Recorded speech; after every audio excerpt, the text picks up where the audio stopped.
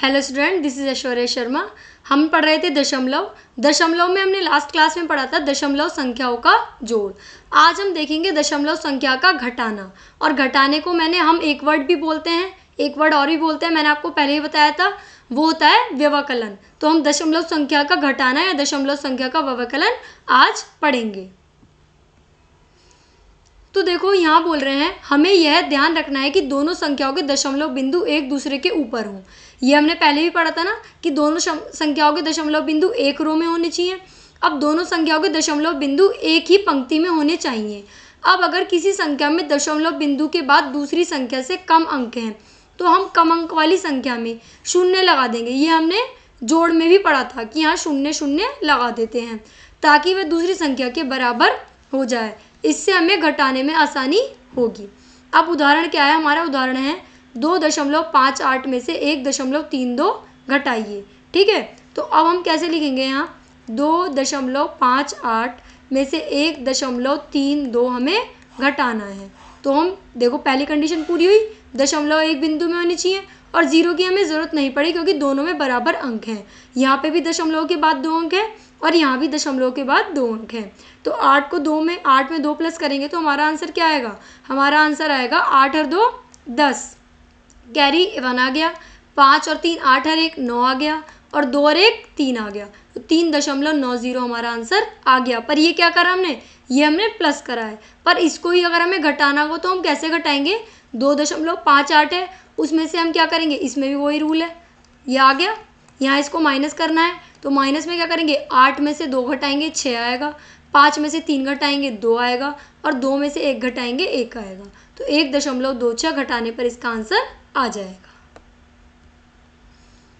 अब एक उदाहरण हमारे पास है, अभिषेक के पास 7 रुपये 45 पैसे हैं, वह 5 रुपये 30 पैसे की टॉफ़ी खरीदता है। अभिषेक के पास अब कितने रुपए बचे, भैया इतने रुपए उसके पास थे, उसने इतने रुपए खर्च कर दिए तो कितने बचे, तो उसके लिए हमें माइनस करना पड़ेगा।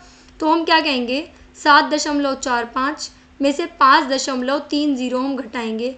तो देखो इसको ऐसे लिखेंगे, 5 में से 0 हमारी जाएगी 5 बचेगा, 4 में से 3 जाएगा 1 बचेगा, 7 में से 5 जाएगा 2 बचेगा। तो हम कहेंगे कुल धन था 7.45 यानी कि 7 रुपये 45 पैसे। टॉफ़ी पर किया गया खर्च धन 5 रुपये 30 पैसे। अब इसमें से हमने इसको घटाया तो अब हमारा आंसर आया 2.15 यानी कि 2 रुपये 15 पैसे। अब हम लिखेंगे अतः अभिषेक के पास अब 2 रुपये 15 पैसे हमारे बचे। तो ये हो गया हमारा फाइनल आंसर। उर्मिला का घर उसके स्कूल से 5 किलोमीटर 350 मीटर की दूरी पर है। 5 किलोमीटर और क्या है हमारा 350 मीटर की दूरी पर है। तो अब ये कह रहे हैं कि वह 1 किलोमीटर 70 मीटर पैदल चलती है और शेष दूरी बस से तय करती है। तो बस द्वारा तय की गई दूरी बतानी है। ठीक है, तो वही हम लिखेंगे, स्कूल से घर की कुल दूरी 5.35 यानी कि 5 किलोमीटर 350 मीटर है। पैदल तय की गई दूरी 1 किलोमीटर और 70 मीटर है। अब बस द्वारा तय की गई दूरी के लिए हमें इसमें से इसे माइनस करना पड़ेगा, 5.35 0 और यहाँ क्या आएगा 1.070। तो देखो इसे क्या करेंगे, 0 से 0 चली जाएगी, 5 में से 7 हमारे नहीं जा सकते तो यहाँ से हम एक कैरी लेंगे, यहाँ हो जाएगा 15 में से 7 गए 8 बचे। यहाँ कैरी, जब यहाँ से 1 कैरी ले लिए तो हमारा यहाँ 2 बचा, 2 में से 0 गए 0 और 5 में से 1 गया 4। तो 4.280 यानी कि 4 किलोमीटर और 280 मीटर। अतः बस द्वारा तय की गई दूरी 4 किलोमीटर 280 मीटर है। ये लिखा ना हमने, ये आ गया। अब हमारा है निम्न को घटाओ। ये भी बहुत सिंपल है। तो 20.75 में से हमें 18.25 घटाना है। तो वही एक रो में हमने इसे लिख दिया, 5 में से 5 गया 0, 7 में से 2 गए 5।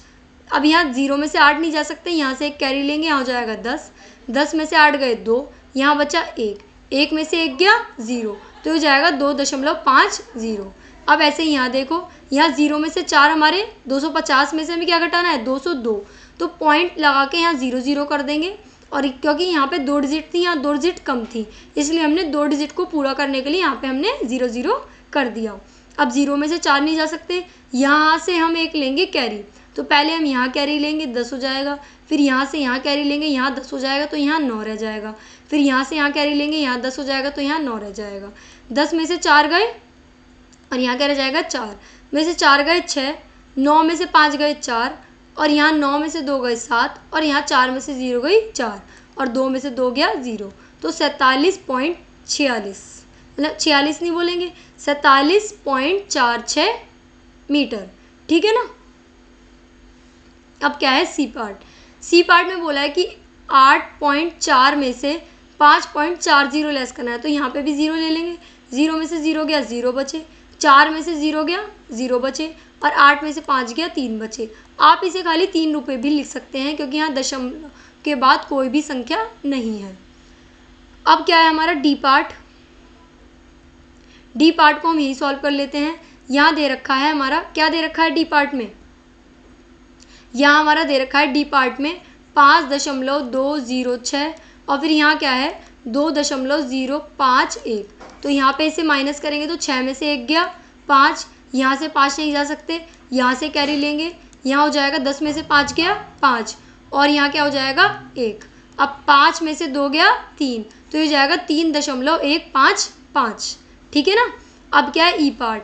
ई पार्ट ने बोला है 2.107 और यहाँ क्या है 0.314, तो 7 में से हमारा 4 गया, कितने बचे 3 बचे।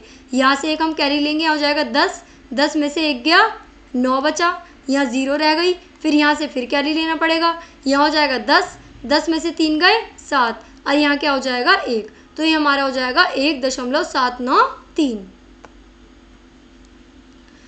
अब इसमें है मान ज्ञात कीजिए, तो 9.756 माइनस 6.28, तो ये क्या है 9.756 और ये है 6.28।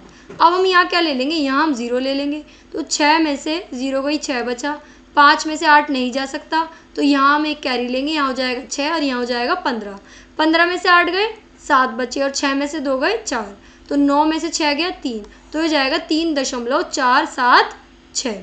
अब बी पार्ट में ऐसे ही 21.05 कैसे लिखोगे आप इसे 21.05 और ये हो जाएगा 15.27, तो बस 5 में से 7 नहीं जा सकता, तो यहाँ से तो कैरी ले सकते हैं 0, तो पहले हमें यहाँ से यहाँ कैरी लेना पड़ेगा, हो जाएगा 10 और फिर यहाँ से यहाँ लेंगे तो यहाँ हो जाएगा 15 और यहाँ 9 रह जाएगा और यहाँ 0। 15 में से 7 गए 8 बचे, 10 में से 2 गया 8 बचे, नहीं 9 रह गया, यहाँ 9 में से 2 गया 7 बचे। ठीक है। अब यहाँ क्या है 0 में से 5 नहीं जा सकते, यहाँ से कैरी लेंगे तो यहाँ क्या हो जाएगा 10 और यहाँ रह जाएगा 1, 10 में से 5 गया 5। ठीक है, तो हो जाएगा 5.78। अब इसे देखो 18.5 में से 6.79 लेस करना है, तो 18.5 है और ये क्या है 6.79, तो यहाँ क्या ले लेंगे 0। अब इसे लेस करना है हमें, तो हम क्या करेंगे, यहाँ से लेंगे हम एक कैरी, तो यहाँ हो जाएगा 10 और यहाँ रह जाएगा 4, 10 में से 9 गया 1 बचा, 4 में से 7 नहीं जा सकते, फिर से हमें कैरी लेना पड़ेगा, यहाँ हो जाएगा 14 और यहाँ रह जाएगा 7, तो 14 में से 7 गए 7, 17, 17 में से फिर यहाँ से कैरी लेना पड़ेगा, यहाँ हो जाएगा 17, यहाँ रह जाएगा 0, 17 में से 6 गए हमारा, तो हमारा क्या बचेगा, नहीं 17 की जरूरत ही नहीं क्योंकि यहाँ 7 है, 7 में से 6 गया 1 और यहाँ हो जाएगा 1, तो 11.71। ठीक है। अब हमारा क्या है 11.6 और यहाँ है 9.847, तो यहाँ क्या ले लेंगे, यहाँ 0 0 ले लेंगे, यहाँ से आप कैरी लोगे, यहाँ 10 हो जाएगा, फिर यहाँ कैरी लोगे, यहाँ 10, यहाँ 9, 10 में से 7 गया 3, 9 में से 4 गया 3, यहाँ क्या बचे 5 रह गए थे, 5 में से 8 नहीं जा सकते, यहाँ से आप फिर से कैरी लेंगे तो आपका क्या हो जाएगा, नहीं यहाँ 9 रह गया, 9 में से 4 गया 5, 5 बचा ना, यहाँ से अब आप क्या लेंगे, यहाँ हो गया 15, 15 में से 8 गया 7, यहाँ 0 रह गया था तो यहाँ से एक कैरी लेंगे, 10, 10 में से 9 गया 1, तो आपका आ जाएगा 1.753, इसका आ जाएगा 11.71, इसका हो जाएगा 5.78। थर्ड क्वेश्चन है राजू एक पुस्तक 35 रुपये 65 पैसे की खरीदता है, उसने दुकानदार को 50 रुपये दिए, दुकानदार ने उसे कितने रुपए वापस दिए, तो दुकानदार को 50 रुपये दिए, तो अब हमें 50 में से 35.65 घटाना है, तो यहाँ भी पॉइंट लगाकर 0 0 ले लीजिए। अब यहाँ क्या हो जाता है 10, यहाँ 9 9 और ये 4। ठीक है ना। तो अब 10 में से 5 गए 5, 9 में से 6 गया 3, पॉइंट का पॉइंट आ जाएगा, 9 में से 5 गया 4 और 4 में से 3 गया 1, तो 14 रुपये 35 पैसे दुकानदार उसे वापस करेगा। अब है रीना के पास 18 रुपये 50 पैसे हैं, उसने 11 रुपये 75 पैसे की एक आइसक्रीम खरीदी। अब उसके पास कितने रुपए बचे? अब देखो रीना के पास कुल धनराशि 18 रुपये 50 पैसे है या नहीं। अब उसने एक आइसक्रीम खरीदी कितने की? 11 रुपये 75 पैसे की। अब उसके पास कुल कितने रुपए हैं? तो भाई माइनस करना पड़ेगा ना कि कितने रुपए बचे उसके पास। तो 11 रुपये 75 पैसे हम माइनस करेंगे, तो यहाँ से एक कैरी लेंगे, यहाँ हो जाएगा 10, 10 में से 5 गया 5, यहाँ 4 रह गया, यहाँ से एक कैरी लेंगे, यहाँ हो जाएगा 7 और यहाँ हो जाएगा 14, 14 में से 7 गया 7, यहाँ 7 में से 1 गया 6, ठीक है, और 1 में से 1 गया 0, तो 6.75 यानी कि 6 रुपये 75 पैसे रानी के पास बचे। कितने पैसे बचे रानी के पास? 6 रुपये 75 पैसे। अब हम कह रहे हैं टीना के पास 20 मीटर 5 सेंटीमीटर लंबा कपड़ा है ना। उसमें से उसने एक पर्दा बनाने के लिए 4 मीटर 50 सेंटीमीटर कपड़ा काट लिया। टीना के पास अब कितना लंबा कपड़ा बचा? तो टीना कपड़े की कुल लंबाई कितनी है? 20 मीटर 5 सेंटीमीटर, ठीक है, तो हम इसे 20.05 मीटर लिख सकते हैं। कैसे लिख सकते हैं? देखो 1 सेंटीमीटर में 1/100 मीटर होते हैं, तो इसका मतलब 5 सेंटीमीटर में कितने होंगे?